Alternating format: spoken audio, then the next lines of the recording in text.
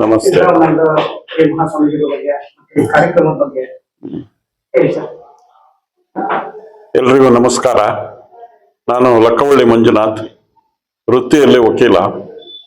ನಾವು ಕಾಗಿನೆಲೆ ಕನಕ ಗುರುಪೀಠದ ಸಂಪರ್ಕಕ್ಕೆ ಬಂದ ನಂತರ ನಮಗೆ ಆತ್ಮೀಯವಾಗಿ ಒಂದು ಗುರುಪೀಠದಲ್ಲಿ ಏನು ನಮಗೆ ಮಾರ್ಗದರ್ಶನ ದೊರೀಬೇಕೋ ಅದೆಲ್ಲ ಕೂಡ ನಮಗೆ ದೊರಕ್ತಾ ಇದ್ದಂಥದ್ದು ಶ್ರೀ ಶ್ರೀ ದಿವಂಗತ ಶ್ರೀ ಶ್ರೀ ಸಿದ್ದರಾಮನಂದಪುರಿ ಮಹಾಸ್ವಾಮೀಜಿಗಳಿಂದ ನಮಗೆ ನಮ್ಮ ಜೀವನದ ಆದರ್ಶಗಳ ಬಗ್ಗೆ ಮಾರ್ಗದರ್ಶನ ಸಿಗ್ತಾ ಇತ್ತು.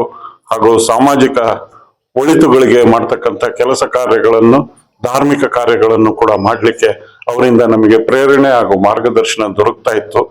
ಆದ್ರೆ ಇಡೀ ನಮ್ಮ ಇನ್ನೂ ಹೆಚ್ಚು ದಿನ ನಮಗೆ ಅವರ ಮಾರ್ಗದರ್ಶನ ದೊರಕಲಾರ್ದಂತ ನಮಗೆ ಲೋಪ ಆಗಿದೆ.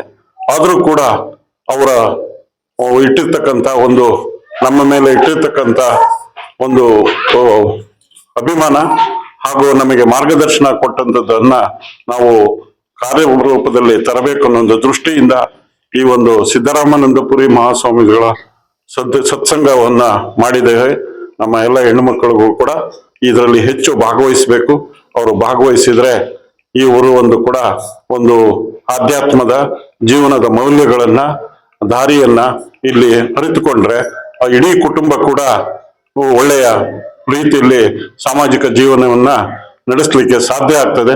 ಆ ನಿಟ್ಟಿನಲ್ಲಿ ಎಲ್ಲರೂ ಕೂಡ ಹೆಚ್ಚಿನ ರೀತಿಯಲ್ಲಿ ಈ ಒಂದು ಸತ್ಸಂಗದಲ್ಲಿ ಭಾಗವಹಿಸಿ ನಾವು ಸಮಾಜದಲ್ಲಿ ತಿದ್ದುಕೊಳ್ತಕ್ಕಂಥ ನಮ್ಮ ಲೋಪಗಳನ್ನ ಹಾಗೂ ನಮ್ಮ ಜೀವನದ ದಾರಿಯನ್ನ ಕಂಡುಕೊಳ್ಳೋದಕ್ಕೆ ಆ ಸಿದ್ದರಾಮನಂದಪುರಿ ಸ್ವಾಮೀಜಿಗಳು ಮತ್ತು ಲಿಂಗೈಕ್ಯರಾದ ಶ್ರೀ ಶ್ರೀ ಬೀರೇಂದ್ರ ಕೇಶವಾನಂದ ತಾರಕಾನಂದಪುರಿಗಳ ನಮಗೆ ಅವರ ಒಂದು ಕರುಣೆ ಕೂಡ ದಯಪಾಲಿಸ್ಲಿ ಅಂತ ಹೇಳಿ ಎರಡು ಮಾತನ್ನ ಮುಗಿಸ್ತೇನೆ.